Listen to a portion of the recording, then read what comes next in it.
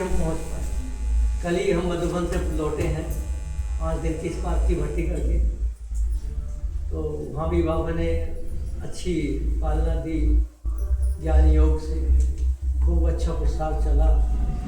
और आज फिर से इतनी सच्ची बात ही बाबा ने कि आपके बदले में आकर यहाँ पहुँच ही गए हैं, दिल्ली से यहाँ पहुँच गए हैं। तो सबसे पहले तो मैं प्यारे बाप दादा का, मीठे बाबा का आह्वान करते हैं और जो मंच पर आसीन हमारे दादाजी हैं, अपनी ओर से और आप सब आत्मा भाइयों की ओर से आपका भी हम अभिनंदन करते हैं। ताली बजाकर दादाजी का। और आप सबके मध्य आपकी प्यारी दीदी भी यहाँ विराजमान है, परंतु वो आज हमारा पेपर लेने के लिए मार्क्स देंगी पीछे बैठी हैं। हमारा इम्तहान लेने के लिए दीदी टीचर लौकिक में भी हैं और हमारी अलौकिक टीचर भी। वास्तव में टीचर तो हमें बहुत मिले, पर हमें यहाँ करके जो टीचर मिली है, ये नहीं कि सारे टीचर ऐसे नहीं है, परंतु बाबा ने हर एक को एक विशेषता दी है। जो आपकी दीदी जी को विशेषता दी है, उससे हम बहुत कुछ सीखते हैं। हमें लगता है कि अभी हमने 18 साल में कुछ भी नहीं सीखा। जो यहाँ पर दीदी ने हमारी छोटी छोटी बहनों को बाबा की बच्ची बनाकर उन्हें इतना प्यार दिया, इतना प्यार दिया कि आप समान बनाने का, जो बाबा कहता है ना, आप समान बनाना। तो दीदी जी सबको क्या बना रही हैं? आप देखिए कितनी भाग्यशाली हम आत्माएं हैं कि हमें दीदी जी अपने समान बना करके फिर बाप समान बनाने का प्रोत्साहन करा रहे हैं। यह हमारा भाई बहनों की तरफ से यहाँ पर स्वागत करते हैं। और आप सबका भी यहाँ इतनी सर्दी के बीच में अपना सब कारोबार से निवृत्त होकर यहाँ पहुँचना, ये भी एक हमारे लिए बहुत सम्मान की बात है। और वैसे तो ये आपका भाग्य बन रहा है, परंतु फिर भी ये हम लोगों के लिए भी सौभाग्य की बात है कि यदि यहाँ पर जो स्कूल बाबा ने खोला है, उस स्कूल में यदि विद्यार्थी ना हो तो स्कूल का टीचर क्या करेगा? अब सोचिए, कोई खेल के मैदान में विराट कोहली कोई बल्ला चला रहे हो और वहाँ पर कोई खेल देखने वाला ना हो, तो क्या करेगा विराट कोहली? कुछ करेगा? है बल्ला ही अपने सिर में मारेगा, कोई देखने वाला तो है नहीं, मैं क्या अपना खेल देख रहा हूँ।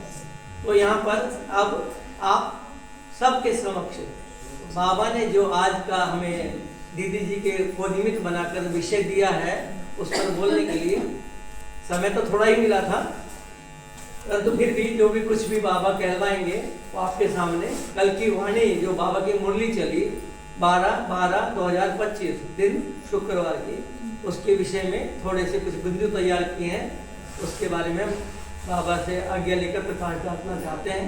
आप सबकी भी आज्ञा हो। ओम शांति।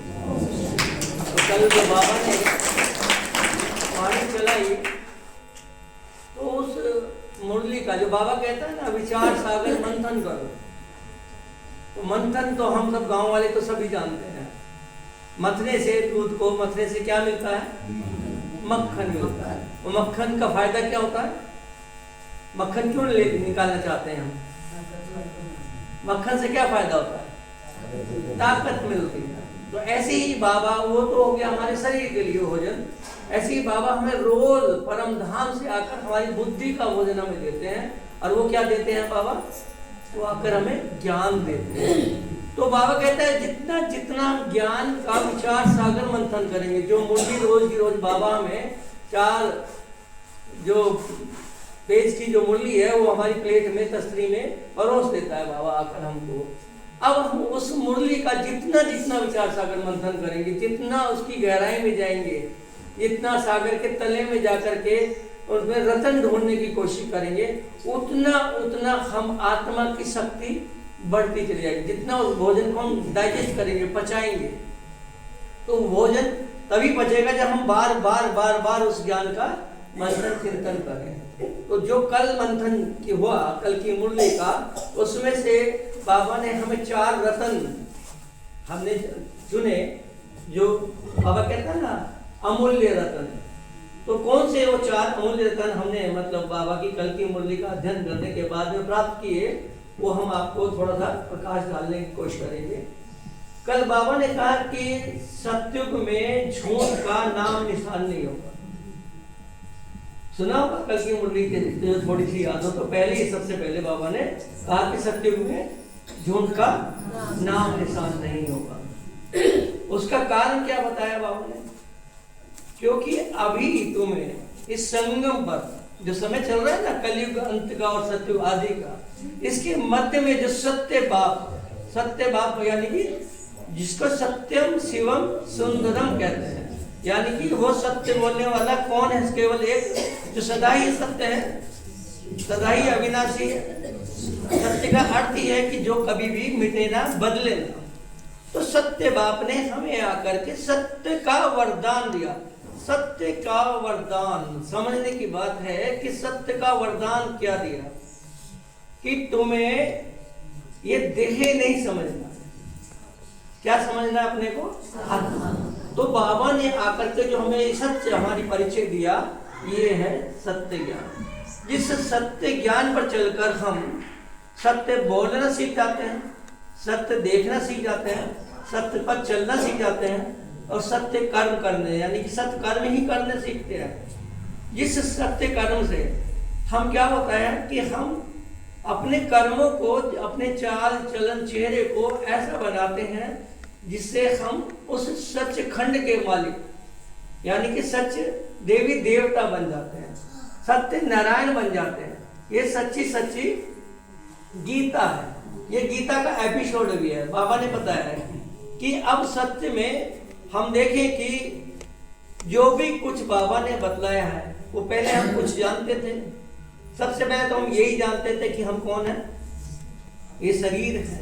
परंतु अब बाबा ने आते ही हमारी वृत्ति को, हमारी दृष्टि को बिल्कुल परिवर्तन कर दिया कि तुम ये देह नहीं आत्मा।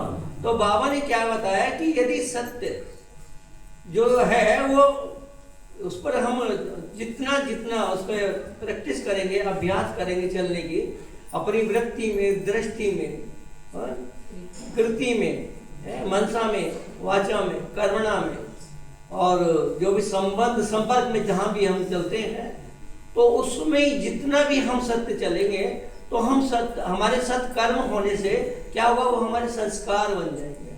और जो हम आत्माएं आज अपने को, जो कि देवी देवता थी, आज कोई भी अपने को देवी देवता कहलाने लायक है। तो बाबा ने बताया कि तुम वास्तव में देवी देवता थे। बाबा ने हमें सत्य ज्ञान दिया। तुम जो है अब ये झूठ खंड में आकर के, झूठ होने के कारण यानी कि हमारे अंदर कोई भी गुण ना होने, कहते हैं ना कि हम नीच हैं, पापी हैं, पतित हैं, हम में कोई गुण नहीं है। तो गुण नहीं है तो हम अपने को क्या कहने लगे? हम देवता की बजाय अपने को क्या मानने लगे? अपने को मनुष्य समझने लगे। मनुष्य समझते उसका अपने धर्म को ही क्या कह दिया हमने? हिंदू धर्म कह दिया। अब बाबा ने बताया कि तुम्हारा धर्म तो सत्य धर्म था, सनातन धर्म था, जो कि एक सचखंड में तुम सिर्फ सत्य देवता ही रहते थे, जो कि पूरे विश्व के मालिक थे। उस पूरे विश्व को ही सचखंड कहा जाता है। अब बाबा ने कहा कि मैं तुम्हें ये ऐसी सच्ची कथा सुनाता हूँ जिसके चलने से, जिसके धारणा मूर्त होने से हम फिर से वही, बाबा ने बताया कि ये सत्य है कि तुम ही देवता थे और तुम ही देवता बन रहे हो। बाबा तुम्हें पढ़ाई पढ़ा रहे हैं। बाबा कहते हैं कि अब जितना इस पढ़ाई को हम अच्छी रीति पढ़ेंगे, बाप की शिक्षाओं पर चलेंगे, बाप ने जो हमें ज्ञान दिया, श्रीमत दी, उसको जितना हम उसका अनुसरण करेंगे तो हम अपनी मंजिल पर पहुंच जाएंगे, हम मनुष्य देवता बन ही जाएंगे। और ये सृष्टि पुनः झूठ खंड से तो फिर हमेशा के लिए क्या बन जाएगी? सचखंड। बाबा ने बताया कि रावण राज में कोई भी सच नहीं होता, सब विकारी पतित होते हैं। यहाँ पर हर आत्मा विकारी होने के कारण, उनके अंदर मतलब एक लोभ विकार आने के कारण भी जो है, आप देखिए कितनी चोरी, ठगी, भ्रष्टाचार, रिश्वत कितनी लेने लगे हैं। तो ये विकार के कारण ही हम इतने नीचे गिरे हैं। बाबा ने बताया कि जब तुम निर्विकारी बन जाएंगे तो फिर से तुम्हारे ये जो दुर्गुण है दूर हो जाएंगे। 5 विकार, कोई भी लालच तुम्हें रहेगा नहीं, कोई भी ठगी आदि नहीं होगी। बाबा ने बताया कि क्योंकि तुम वहां भरपूर आत्मा होगे। अभी बाबा हमें जो ज्ञान रत्न दे रहे हैं यही रत्न फिर स्थूल रत्नों के रूप में बदल जाएंगे, जो भारत में से सोने की चिड़िया बन जाएगा, और फिर कोई भी किसी की दृष्टि कहीं भी डूबेगी।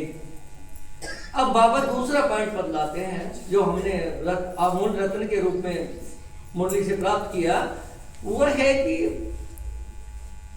निश्चय बुद्धि विजयंती और संशय बुद्धि विनिशंति। यानी कि जो निश्चय है कि ये जो सत्य बाप हमें सत्य ज्ञान दे रहे हैं, हमें पढ़ाने वाला कौन है, सबसे पहला निश्चय हमें ये हो कि हमें बदला कौन रहा है, हमें मिला कौन है, हमें सत्य बाप मिला है।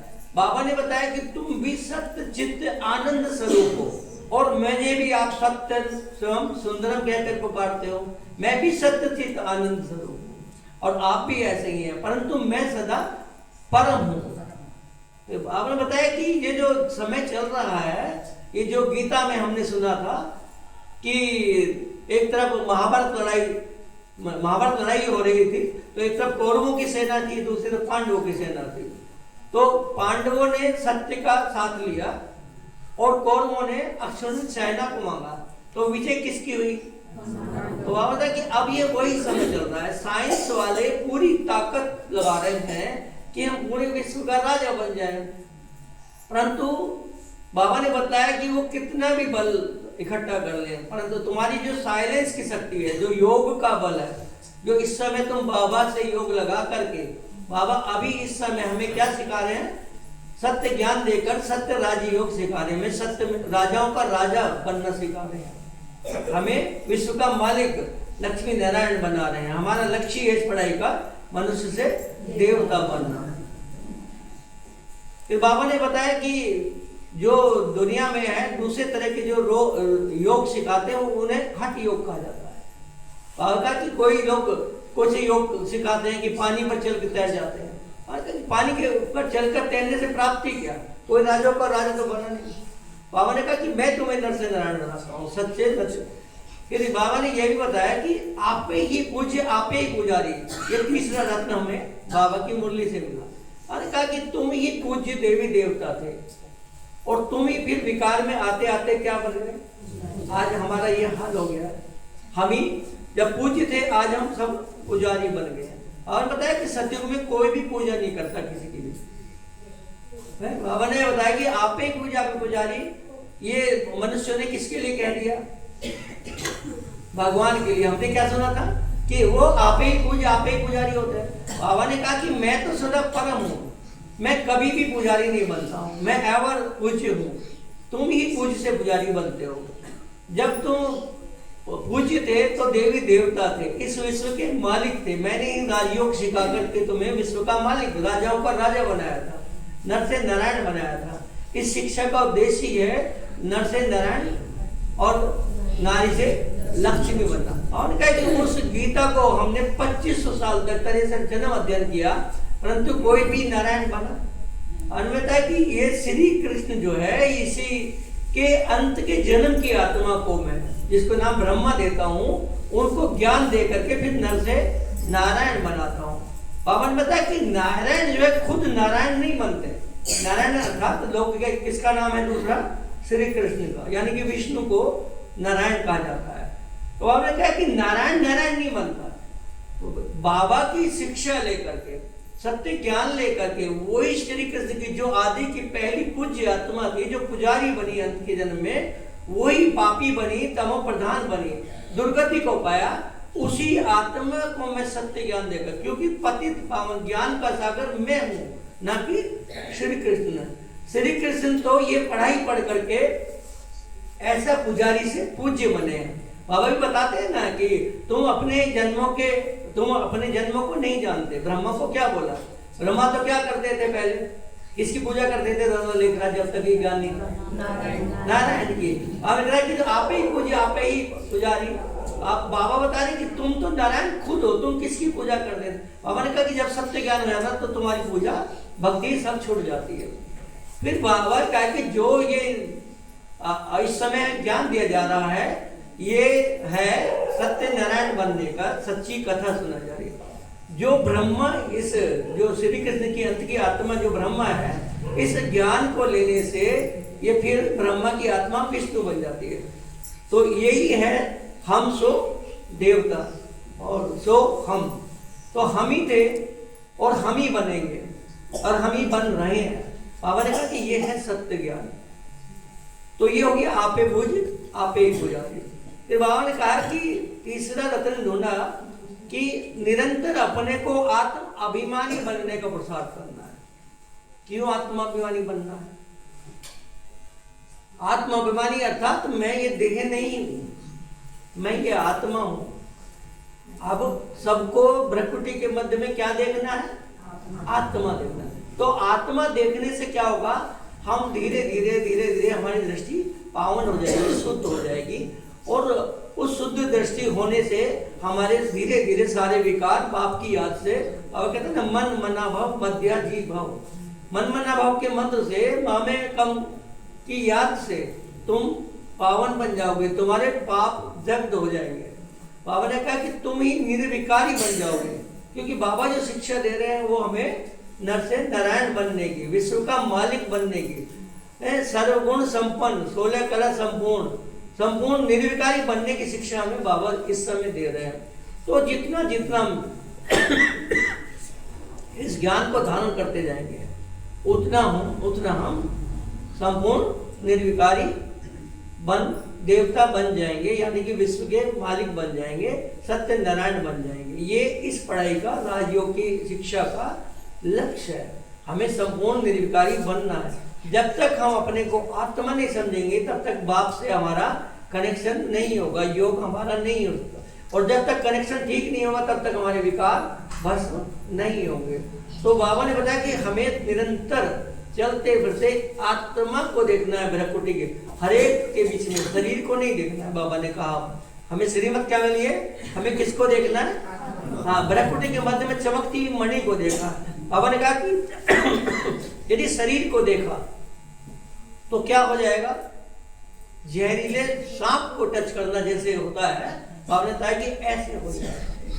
तो शरीर को नहीं देखना, सांप की मध्य, जो मस्तक के मध्य में क्या दिखाई देती है? मस्तक मणि, कीमती मणि को देखना है। कीमती कौन है? आत्मा।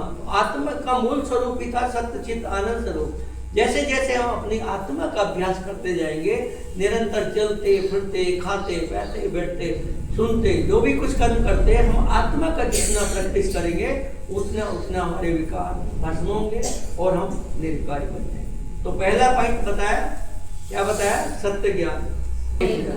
फिर बाबा ने बताया कि निश्चय। चौथा पॉइंट क्या था? निश्चय बुद्धि विजयन थी। अब ये निश्चय हमें किस पे? बाबा ने बताया कि स्वयं पर निश्चय हो कि मैं कौन हूं? आत्मा हूं। और स्वयं के पिता पर निश्चय हो कि हमारा सबका पिता कौन है? सब आत्माओं का पिता एक परम आत्मा। और तीसरा बाबा ने बताया कि ब्राह्मण परिवार पर भी निश्चय हो। और चौथा बताया कि ड्रामा पर भी निश्चय हो। ड्रामा अर्थात यदि हम ये ना पता लगे कि अभी बस कलयुग खत्म होने वाला है, कल बाबा ने कहा ना इस बम्बोर को आग लगने वाली है, और था कि यदि ये अब हमें मालूम ना हो कि हमारे अब थोड़े से दिन बचे हैं। बाबा कहते हैं ना धीरज धर मनवा धीरज धर, ये गीत हम गाते थे। तो क्यों गाते थे? क्यों? बाबा कहते हैं कि अब ये तुम्हारे दुख के दिन जाने वाले हैं। तो हमें मालूम है कि यदि हम इस एक जन्म में जितना जितना बाप को याद करेंगे उतना उतना हमारे पाप कटते जाएंगे, उतने कर्म बहुचुक्त होते जाएंगे और हम कर्मातीत बन जाएंगे, निर्विकारी फरिश्ता बन जाएंगे, फरिश्ता बन के फिर देवता बन जाएंगे। बाबा ने बताया कि यदि ये हमें निश्चय है तो निश्चय में विजय है। जैसे पांडवों को निश्चय था कि हमारी तरफ भगवान है, चाहे वो भगवान नहीं थे फिर भी दिखाते हैं विजय जो है पांडवों की हुई। प्रीत बुद्धि वह निश्चय बुद्धि विजयंती। जो प्रीत बुद्धि पांडव है, पांडव था प्रीत बुद्धि, भगवान से प्यार, सच्चा सच्चा प्यार रखने वाले। कौरवों ने इतनी सेना मांगी, उसके बावजूद भी उनकी हार हुई। अब आपने कहा कि जो दो वरदान जो मनुष्य ने भी दिए, एक राजा दशरथ ने अपनी रानी कैकेयी को, वो भी दो वरदान सिद्ध होते हैं। और बाप तो आकर के स्वयं भगवान हमें वरदान दे रहे हैं, रोज वरदानों से हमारी झोली भर रहे हैं। अब सोचिए भगवान जो कहेगा वो सत्य नहीं होगा क्या? तो क्योंकि सत्य तो है ही कौन, God is truth and truth is God कहा जाता है। सत्य तो बोलने वाला, सुनाने वाला, कहने वाला तो एक बाप ही है। बाबा ने कहा कि यदि तुम्हें सत्य पर निश्चय हो गया, अपने पर निश्चय हो गया, बाप पर निश्चय हो गया, ड्रामा पर निश्चय हो गया, तो तुम कभी भी डर नहीं सकते हो। तुम सदा के लिए, कल की मुरली में कहा, निडर बन जाओगे। और सबको ये बाबा का ज्ञान बहुत अच्छी रीति समझाते हैं। डरना तो बाबा ने बताया कल मुरली में क्या होता है, भक्ति में होता है कि कोई गुरु श्राप ना दे दे, हैं? कहते हैं भगवान से डरो। और हमें ज्ञान क्या मिला, भगवान से तो क्या करो, भगवान से तो प्यार करो, प्रीत रखो, एक निश्चय बुद्धि बनो, प्रीत बुद्धि बनो। बाबा ने कहा कि जो इस ज्ञान को लेते लेते संशय बुद्धि बन जाते हैं, वो फिर चले जाते हैं। बाबा का देही अभिमानी भाव का वरदान गीता में भी अक्षर है, परंतु यहाँ बाबा कहता जो देही अभिमानी बनते हैं वही निडर रह सकते हैं। देह अभिमान में आने से बाबा बताता है कि गिर जाते हैं, फिर इस पढ़ाई को छोड़ देते हैं। बाबा ने कि इस पढ़ाई को बहुत अच्छी रीति से पढ़कर बहुत मेहनत करनी है, अपने को आत्मा समझना है। सारी मेहनत क्या है, पहला पाठ और 18वां अध्याय क्या है कि बाबा भी बताते हैं। सबसे पहला भी आत्मा समझो, ये देह नहीं हूं मैं, 5 कर्मेंद्रियों से बना हुआ पुतला नहीं हूं। अपने को आत्मा समझो, देह को भी भूलो, देह के संबंधों को भी भूलो। और अंतिम अध्याय भी यही है, नष्टो मोह स्मृति लब्धा, किस सारे को मोह जीत बनो। तो बाबा बताया था जितना जितना मैं जैसे एक स्टूडेंट भी है, अभी हम पढ़ाई पढ़ रहे हैं, ये पाठशाला है, बाबा भी यहाँ पर आकर शिक्षक बनकर हमें पढ़ाई पढ़ा रहे हैं। तो हमें ईश्वर की पढ़ाई को, उस पढ़ाई से तो हम, बाबा ने कल मुरली में कहा कोई 5 रुपए कमाता है, कोई 10 रुपए कमाता है, कोई 10 लाख कमाता है। और बाबा तो हमें ये पढ़ाई पढ़ाकर हमें क्या बना रहा है, राजयोग सिखाकर क्या बना रहा है हमको, राजाओं का राजा, विश्व का मालिक बना रहा है, जहाँ पे आपको कोई भी चीज अपर्याप्त नहीं होगी। यानी कि हमें देव पद, मनुष्य तो देवता बना रहे हैं, नर से नारायण बना रहे हैं, इतनी ऊंची पढ़ाई। अब उस डॉक्टर, बैरिस्टर या IAS बनने के लिए हमें रात दिन स्टूडेंट को कितनी मेहनत करनी पड़ती है। तो इस पढ़ाई को पढ़ने के लिए भी कितनी मेहनत चाहिए। बाबा तो कहता है सहज ज्ञान, पर इतने साल हो गए अभी तक हमने संपूर्णता को पाया क्या। आज की मुरली में भी बाबा ने कहीं पे बोला है इस तरह की बात कि जैसे जैसे हम संपूर्णता के नजदीक आएंगे तो हमारे को दृष्टि हमारी पवित्र बन जाएगी। तो अब बाबा कह रहे कि बार बार बार अब ये निश्चय रखो कि हमें अब देवता बनना ही है। हम ही देवता थे और हम ही देवता बनेंगे। ओम शांति।